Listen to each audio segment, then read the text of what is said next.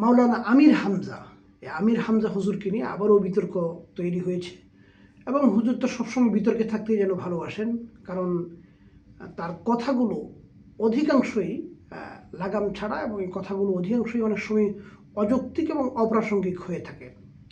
তো সাধারণভাবেই কিন্তু তারপরেও মাননীয় সংসদ সদস্য হিসাবে কিন্তু আমির হামজা সাহেব নির্বাচিত হয়েছেন।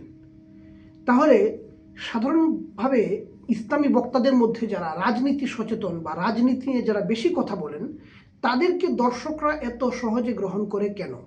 শ্রোতারা তাদের প্রতি বেশি মুগ্ধ হয়ে যায় কেন? এর একটা কারণ আমি যেটা বিবেচনা করে বের করেছি, সেটা হলো যে এই বক্তারা যখন মানুষের সামনে, সেটা শত শত হাজার হাজার মানুষের সামনে যখন বক্তব্য রাখেন, তখন সাধারণত তারা একটা বিষয়ে ফোকাস করেন যে রাজনৈতিক নেতাদের করণীয় কী। তো যাদেরকে নিয়ে তখন তারা কথা বলেন, লক্ষ লক্ষ মানুষ তাদের সামনে উপবিষ্ট, কিন্তু তারা কথা বলছেন এমন মানুষদেরকে নিয়ে যারা তাদের সামনে উপস্থিত নেই। সংসদ সদস্যদেরকে নিয়ে উনি কথা বলছেন, তার সামনে উপস্থিত নেই।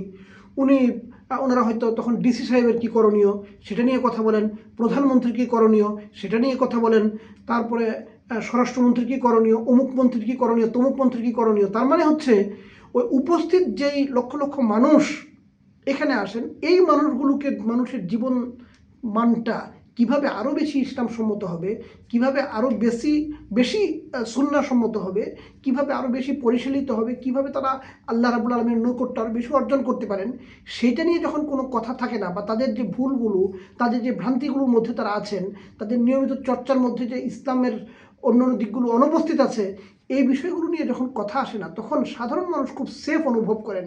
তারা মনে করেন যে না, আমরা তাহলে ঠিকই আছি।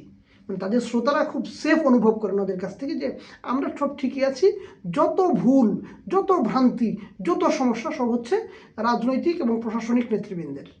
যার কারণে যারাই রাজনীতি নিয়ে কথা বলেন, সেই সমস্ত বক্তারা দেখবেন খুব দ্রুত জনপ্রিয় হয়ে ওঠেন। আর উল্টো পক্ষে যারাই এসে উপস্থিত শ্রোতাদের জীবনমানকে সংশোধন করার জন্য কথা বলেন, তারা আস্তে আস্তে অজনপ্রিয় হয়ে যান।